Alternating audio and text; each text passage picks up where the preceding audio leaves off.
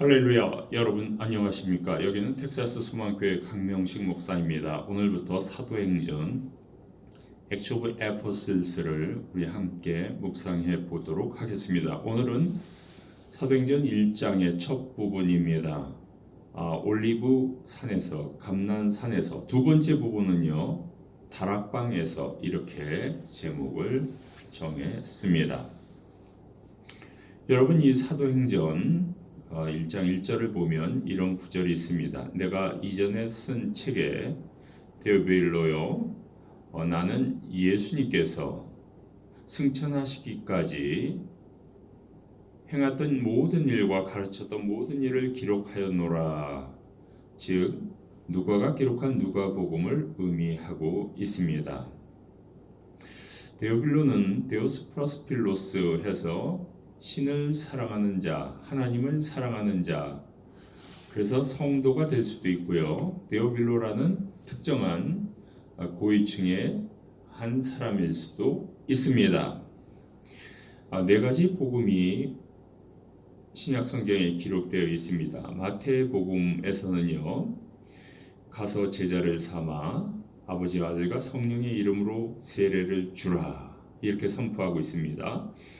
마가복음에서는요, 끝부분이 예수님께서 하늘에 승천하시고 하나님의 우편에 앉아 계시더라, 이렇게 대단한 음악을 내리고 있습니다. 누가복음에서는요, 예수께서 하늘로 승천하시다, 이렇게 기록되어 있죠.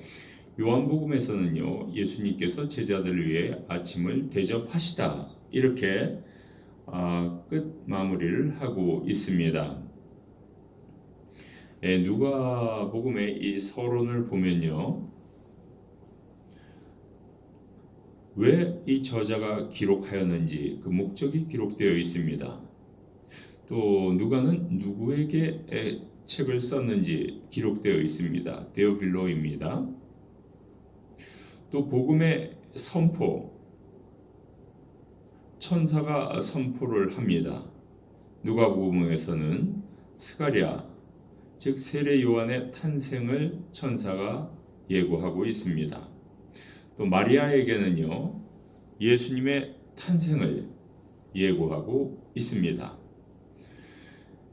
이런 지역이 바로 예루살렘, 베들레헴, 이 지역이 되겠습니다. 사도행전의 저자 누가는 아주 자세하게 기록하고 있습니다. 누가복음의 양이 다른 복음서보다 월등히 많습니다. 그것은 저자 누가가 의사였기 때문입니다. 의사는 아무래도 많은 단어를 알고 있고 또 신체도 아주 상세하게 알고 있고 구체적입니다. 또 누가의 고향은 안디옥입니다. 바울과 동행하여 2차 전도여행, 3차 전도여행을 함께 갔습니다. 그래서 사도행전을 기록할 수 있었던 것입니다. 누가가 기록한 두 작품이 있는데, 예수님의 길을 기록한 누가복음과 교회의 길을 기록한 사도행전이 있습니다. Luke and Acts of the Apostles가 되겠습니다. 그리고 누가가 기록한 이 두 권은 워낙 양이 방대하여 신약 성경의 4분의 1이나 차지하고 있습니다. 1장에서는 먼저 감난산에서 일어난 일, 두 번째로는 다락방에서 일어난 일, 이렇게 우리가 내용을 생각해 볼 수가 있습니다. 감난산은요, 예루살렘 바로 옆에 위치한 자그마한 산이 되겠습니다. 예루살렘 감난산에서 무슨 일이 일어났을까요? 먼저 이 감난산에서 일어난 일, 이 누가가 하나하나 기록을 하고 있습니다. 누가가 기록하고 있고요. 또 이것을 받는 수신인은요, 데오빌로가 되겠습니다. 그리고 여기 명령이 나옵니다. 예수님께서 뭐라고 명령하시냐면 예루살렘에 머물러 있고 하나님의 약속을 기다리라고 명하십니다. 이때 제자들이 좀 이렇게 혼동이 됩니다. 예수님께서 이제 하나님의 나라를 건설하시려고 하시는가? 이때 예수님께서 명확하게 해답을 주십니다. 이 모든 것, 천국은 아버지께서 하실 것이다. 그리고 사명을 예수님께서 제자들에게 주십니다. 성령이 오시면 성령을 받고 권능을 받아 예루살렘과 온 유대와 사마리아와 땅끝까지 이르러 나의 증인이 되라. 이렇게 명령을 내리십니다. 성령을 받아야 됩니다. 성령을 12제자가 충만하게 받아야 됩니다. 이 성령이란 무엇일까요? 생명과 세상을 만드신 분이 성령님이십니다. 창세기 2장 7절입니다. 또 성령은요, 새로운 인생을 펼쳐주십니다. 새로운 인생이 되는 겁니다. 요한복음 3장 5절, 성령으로 세례 받는 것입니다. 또 그리고요, 예수님의 삶 속으로 들어갈 수가 있습니다. 예수님의 탄생, 예수님의 세례, 예수님의 40일 금식, 예수님의 그 사역, 이것이 너무 꿀같고 재밌고 좋아서 예수님의 생애 속으로 들어갈 수 있는 것이 바로 성령의 역사함입니다. 그리고 성경을 쓸 수 있는 것도 성령의 역사입니다. 디모데후서 3장 16절입니다. 오직 성경은 하나님의 영으로 감동으로 된 것이니 이는 교육하기에 유익한 것이라. 아멘. 자, 예수님께서 이제 승천하실 때가 되었습니다. 이 땅에 계시지 않고 승천을 하십니다. 예수님은 제자들이 보는 앞에서 하늘로 들어 올려집니다.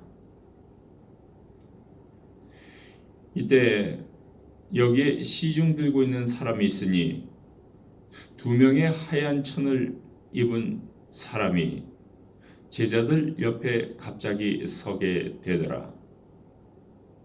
그리고 확신을 예수님께서 주십니다. 언젠가는 내가 떠난 대로 다시 돌아오리라. 에녹도 세상을 죽지 않고 떠났습니다. 엘리야도 세상을 죽지 않고 떠났습니다. 예수님도 부활의 몸으로 다시 재림하게 될 것입니다. 오늘 말씀을 통해서 우리가 몇 가지 교훈을 얻고자 합니다. 누가는 복음서와 사도행전을 기록하는 사명을 갖고 있었다는 것을 기억해야 됩니다. 우리에게는 여러 가지 사명이 있습니다. 직접 전도할 수도 있습니다. 또 직접 말씀을 읽을 수도 있습니다. 또 2000년 전에는 말씀을 기록하는 사명도 가졌습니다. 우리의 사명은 무엇일까요? 우리가 하나님의 천국을 위해서 일할 수 있는 사명은 무엇이 있을까요? 두 번째, 모든 것을 주관하시는 하나님의 타이밍을 기억해야 합니다. 우리가 먼저 나서면 안 됩니다. 그렇다고 우리가 뒤처져서도 안 됩니다.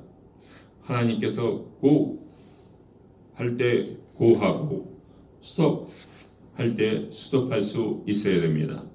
하나님의 시간을 믿으십시오. 하나님의 때를 기다리십시오. 하나님의 시간표가 발표되면 스타트 하시기를 축원합니다.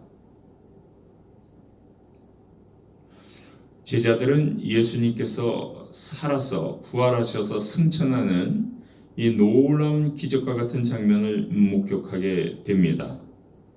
이 땅에는 하나님의 놀라운 기적들이 펼쳐지고 있습니다. 여러분도 기적을 체험할 수 있습니다. 여러분들도 기적을 목격할 수가 있습니다. 하나님의 은혜 가운데 들어가십시오. 하나님의 성령의 충만함을 받으십시오.